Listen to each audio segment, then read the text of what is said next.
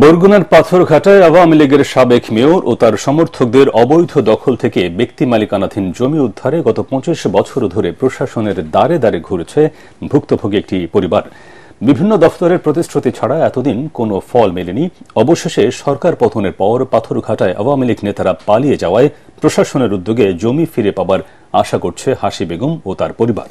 বরগুনা থেকে মুস্তফা কাদেরের প্রতিবেদন, জানাচ্ছেন আশিকুর রহমান। দলিল ও ডিসিআর ছাড়াই সরকারি ভ্যাট ট্যাক্স দিয়ে ব্যক্তি মালিকানাধীন জমি দখল করে বাড়ি বানিয়ে ব্যবসার কার্যক্রম চালিয়ে আসছে আওয়ামী লীগের সাবেক মেয়র আনোয়ার হোসেন আকন ও তার সমর্থকরা। ২০০১ সালে হাসি বেগম দোকান ও তার বসতঘর নির্মাণ করলে ২০০৫ সালে তা ভেঙে ফেলে অবৈধ দখলদাররা। ২০০৭ সালে তত্ত্বাবধায়ক সরকার মেয়র আনোয়ার সহ অবৈধ দখলদারদের বিরুদ্ধে উচ্ছেদের নোটিশ দিলেও অবৈধ স্থাপনা সরায়নি তারা। পরে মামলায় উচ্চ আদালত থেকে জমির মালিক হাসি বেগমের পক্ষে রায় আসে। তারা বলেন, বিগত ২৫ বছর ধরে তাদের জায়গায় অবৈধ স্থাপনা তৈরি করে ব্যবসা কার্যক্রম চালাচ্ছে দখলদাররা। রায় পেলেও জায়গা ফেরত পাননি তারা। আমাদের জমিতে থাকিয়া তারা কুঠিপতি।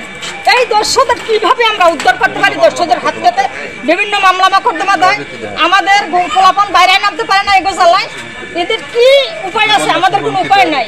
রাতের অন্ধকারে সন্ত্রাসী বাহিনী, ভূমিদস্যু বাহিনী এই মহিলার ঘর রাতের অন্ধকারে ভাঙ্গে খালে ফেলাই দিয়েছে।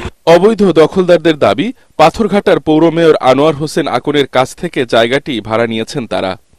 মেয়র সাহেব আমার শ্বশুর, আবার আপন মামা। উনি দীর্ঘদিন ধরে এইখানে থাকে। তার দলিল আছে, না মিটিশন ডিসিআর করছে। কোনো ধরনের নোটিশও আসে না আমাদের কাছ থেকে। অবদাওয়া পানি কোনো নোটিশও করেনি এবং বলা হয়নি। আমরা শুনছি টিএনও স্যারের কাছে একটা তারা প্রতিবেদন দিয়েছে।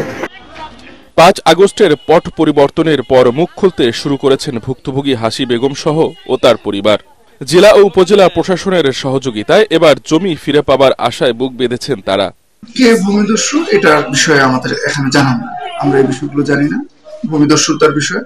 আর আরেকটা হলো, আমাদের এখানে যে প্রতিবেদন যেভাবে চাওয়া হয়েছে আমরা নিয়ম মাফিক সেই প্রতিবেদন দিব। পাথরঘাটায় পানি উন্নয়ন বোর্ডের অধিগ্রহণ করা জমিতে সকল অবৈধ দখলদার উচ্ছেদে জেলা প্রশাসকের কার্যালয়ে প্রস্তাব পাঠানো হয়েছে বলে জানান উপজেলা নির্বাহী প্রকৌশলী। এইটা আমাদের পানি উন্নয়ন বোর্ডের জমি, সেটা নিয়ে আমাদের কনসার্ন। ব্যক্তি মালিকের যে জমি, যার জমি সে তার বিষয়টা, এটা আমাদের কনসার্ন না। তো আমরা অবৈধ দখলদার উচ্ছেদ করতে চাচ্ছি বলেই তো আসলে প্রস্তাবনা পাঠাইছি। নিজেদের জমি ফিরে পেতে সম্প্রতি পাথরঘাটায় মানববন্ধনও করেছেন ভুক্তভোগীরা। Bureau report, ATN Bangla.